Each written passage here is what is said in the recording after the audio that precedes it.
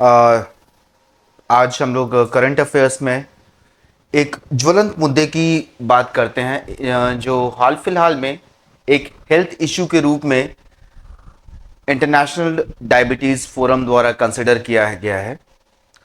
International diabetes forum का world diabetes Congress, जिसका आयोजन बैंकॉक में किया गया था, और इस कांग्रेस के दौरान जो चीज़ उभर के आई और जिसे डायबिटीज़ फेडरेशन ने भी स्वीकार किया है, टाइप 5 डायबिटीज़ की बात हो रही है। अभी तक हम लोग टाइप 1 और टाइप 2 डायबिटीज़ सुनते आए हैं, but now we are talking about type 5 diabetes. Type 5 diabetes होता क्या है? सबसे पहले तो हम सभी ये जानते हैं कि डायबिटीज़ के केस में पैंक्रियाज इंसुलिन क्रिएट करना या तो बंद कर देता है या फिर ज़रूरत से जितनी आवश्यकता होती है उससे कम इंसुलिन का सिक्रीशन होता है। टाइप 5 डायबिटीज़ में भी यही होता है, बट ज़्यादातर टाइप 5 डायबिटीज़ निम्न और मध्यम आय वाली देशों में, जो कि मोस्टली आपको अफ्रीका और एशिया महाद्वीप के देशों में पाया जाता है। India, Pakistan, African continent. Type 5 diabetes में सबसे ज़्यादा खतरा जो टीनेजर्स होते हैं और जो नवयुवक होते हैं, यंग अडल्ट्स, उनको सबसे ज़्यादा खतरा होता है। खासकर वैसे लोग जो कुपोषित हों, माल न्यूट्रिशन के शिकार हों, उन लोगों में सबसे ज़्यादा टाइप 5 डायबिटीज़ होने का खतरा है। अच्छा, टाइप 5 डायबिटीज़ में, जैसा कि मैंने आपसे अभी डिस्कस किया कि टाइप 1 और टाइप 2 डायबिटीज़ में इंसुलिन का सिक्रीशन या तो आवश्यकता से कम होता है या फिर बिल्कुल ही नहीं होता। लेकिन टाइप 5 डायबिटीज में सिक्रीशन तो होता है, बट दैट इज डिफेक्टिव। इसमें इंसुलिन का सिक्रीशन ही थोड़ा डिफेक्टिव होता है। अब ध्यान देने की बात यह है कि ये टाइप 5 डायबिटीज पहली बार डिटेक्ट किया गया था 1955 में जमैका में, जो कि वेस्ट इंडीज आइलैंड्स का एक देश है। इसीलिए पहले इसे जे टाइप डायबिटीज के रूप में भी जाना जाता। अब क्वेश्चन इस केस में क्या आ सकता है? सबसे पहला क्वेश्चन ये, जो नॉर्मली सिंपल सा क्वेश्चन हो सकता है कि डायबिटीज किस चीज के सिक्रीशन नहीं हो पाने के कारण डायबिटीज होता है, या फिर इंसुलिन का सिक्रीशन इनमें से कौन सा अंग करता है। तो ये ध्यान में रखिएगा, डायबिटीज इंसुलिन का सिक्रीशन नहीं हो पाने के कारण होता है, और इंसुलिन का सिक्रीशन पैंक्रियाज करते हैं। टाइप 5 डायबिटीज से सबसे ज्यादा ग्रसित कौन से आयु वर्ग के लोग होते हैं, या किस प्रकार के लोग होते हैं? तो ये ध्यान रखिएगा, कुपोषित व्यक्ति, जो टीनेजर्स हैं और यंग एडल्ट्स हैं, उनमें टाइप 5 डायबिटीज होने की संभावना, यदि वो कुपोषित हैं तो सबसे ज्यादा उनमें होने की संभावना है। अच्छा, एक क्वेश्चन ये भी हो सकता है कि हाल ही में वर्ल्ड डायबिटीज कांग्रेस का आयोजन कहां पर किया गया था? तो ये ध्यान रखिएगा, थाईलैंड के बैंकॉक शहर में इसका आयोजन किया गया था। ओके। हाल फिलहाल में एक एक्सरसाइज का आयोजन, मिलिट्री एक्सरसाइज का आयोजन किया गया था, जिसका नाम है AIKEYME। ठीक है, यानी कि अफ्रीका इंडिया की इनिशिएटिव, अफ्रीका इंडिया की मैरीटाइम एंगेजमेंट एक्सरसाइज। तो आप नाम से समझ गए होंगे कि इंडिया एक तरफ और कुछ अफ्रीकी देश इसमें इन सभी ने मिलकर के पार्टिसिपेट किया था। तो इस बार इसका आयोजन तंजानिया के दर एस सलाम में हुआ था। ठीक है, तो ये जनरली तंजानिया और इंडिया शिफ्ट होते रहता है। मोस्टली इसका आयोजन या तो तंजानिया में होता है या फिर इंडिया में होता है। अब इसका मेजर एम क्या था, यहां पे ध्यान देने की बात यह है कि मेजर एम इसका जो है बाकी ऑलमोस्ट हर मिलिट्री एक्सरसाइज का होता है कि रीजनल सिक्योरिटी को बढ़ावा देना, रीजनल कोऑपरेशन को बढ़ावा देना, आपस की डायनेमिक्स और गुड प्रैक्टिसेस को शेयर करना, ये इसका भी यही एम था। परंतु एक बात जो यहां पर ये ध्यान में रखने लायक है, जो कि सबसे इंपॉर्टेंट है, कि इंडियन ओशन रिम, यहां पर एक ऑर्गेनाइजेशन जो सबसे इंपॉर्टेंट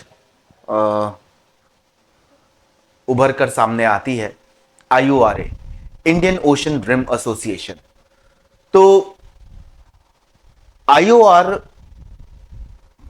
के देशों के बीच IOR जो एसोसिएशन है उसके मेंबर्स के बीच किस तरह की समन्वयता स्थापित हो रही है, कोऑपरेशन जो नेचुरल डिजास्टर्स के केस में लेकर के हो, सेफ्टी के केस में लेकर के हो, इस पूरी समन्वयता को व्यवस्थित करना, स्थापित करना भी एम रहता है इस एक्सरसाइज का। अच्छा, अब ये ध्यान रखने लायक बात है कि इस एक्सरसाइज में कुल मिलाकर के 11 देशों ने पार्टिसिपेट किया था।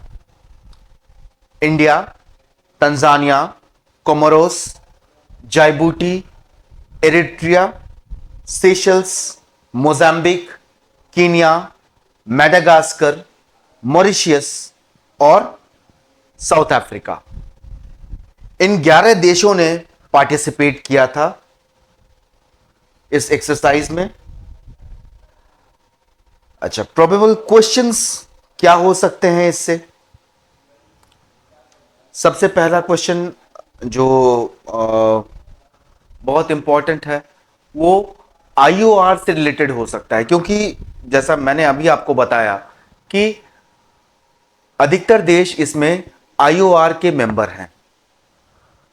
ठीक है, Indian ocean rim association IORA के मेंबर हैं। तो IORA से रिलेटेड IORA का एम क्या है, IORA में कौन सी कंट्रीज हैं या नहीं है, यह ध्यान में रखना होगा। अच्छा, दूसरा एक प्रोबेबल क्वेश्चन यह हो सकता है कि AIKME का एम या उसका मोटो क्या है। तो जैसा कि मैंने अभी आपसे डिस्कस किया, रीजनल सिक्योरिटी, रीजनल प्रॉस्पेरिटी, एक दूसरे की सेनाओं के गुड प्रैक्टिसेस को शेयर करना और एक दूसरे से सीखना, नेचुरल डिजास्टर्स के केस में एक दूसरे की हेल्प करना, वेदर वो हेल्प कितनी तैयारी है एक दूसरे के पास, वो देखना भी एक एम है इन एक्सरसाइजेस का। एक बड़ा इंटरेस्टिंग सा क्वेश्चन ये हो सकता है जो प्रोबेबली एक बार पहले भी कुछ कमीशंस में पूछा जा चुका है, चाहे UPPCS हो या उत्तराखंड हो, उनमें ये क्वेश्चन पहले पूछा जा चुका है। हॉर्न ऑफ अफ्रीका में कौन से देश हैं जिन्होंने AIKME में पार्टिसिपेट किया था इस साल? तो ये ध्यान रखिएगा, हॉर्न ऑफ अफ्रीका जो बाब एल मंडेब स्ट्रेट है उसके पास जो लैंड एरिया जो एक सींग के तरह अफ्रीकन लैंडफॉर्म से निकलता है, उसको हॉर्न ऑफ अफ्रीका कहते हैं। तो वहाँ पे जो देश हैं, Eritrea, Ethiopia, Djibouti, Somalia and Somaliland. 5 countries हैं, ध्यान में रखिएगा।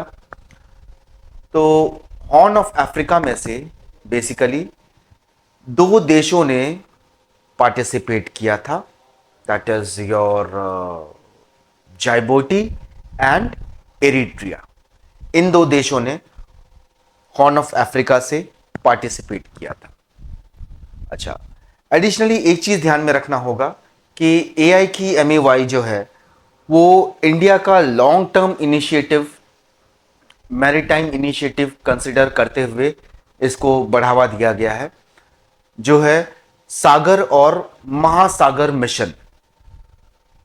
तो यहां पे एक चीज ये भी किया जा सकता है कि सागर मिशन क्या है और महासागर मिशन इंडिया का क्या है, इसके अंतर्गत क्या क्या स्टेप्स इंडिया ने लिया है और इसका इन 2 एक्सरसाइजेस का एम क्या है, ये भी जाना जा सकता है। ये जानना भी चाहिए हमें।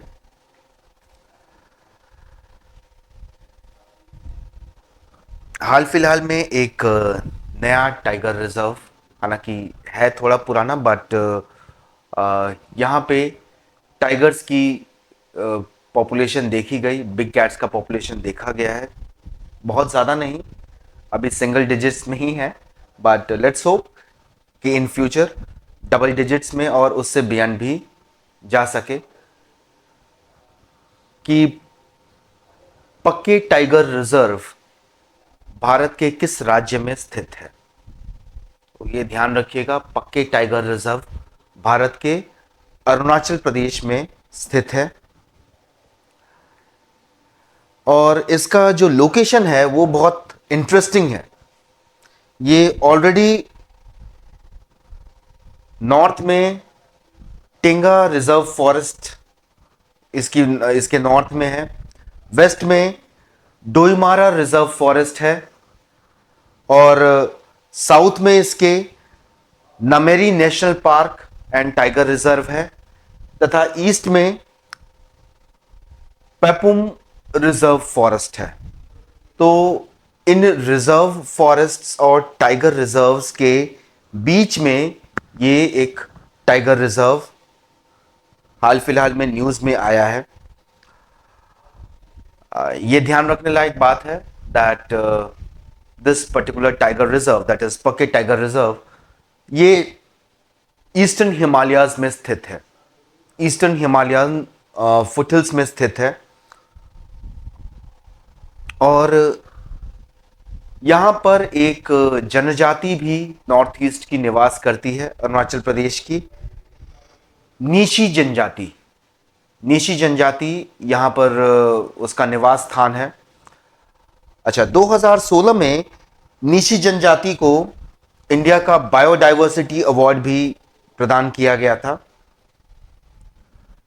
क्योंकि उन्होंने हॉर्नबिल के नेस्ट एडॉप्शन प्रोग्राम की शुरुआत की थी और उसे काफ़ी सक्सेसफुली नीशी जनजाति ने चलाया था।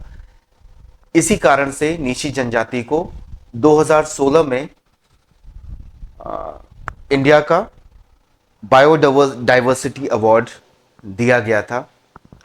कहा जाए तो नीशी जनजाति बहुत क्लोजली एनवायरनमेंट के साथ रहती है और एक तरह से जंगल में रहने वाली बहुत सारी जनजातियों में से एक है, और उसका एक महत्वपूर्ण कंट्रीब्यूशन है अरुणाचल प्रदेश के एनवायरनमेंट कंजर्वेशन में, और अरुणाचल प्रदेश के जो जंगल हैं, फॉरेस्ट्स हैं, उनके रक्षा में इनका एक बहुत महत्वपूर्ण योगदान है।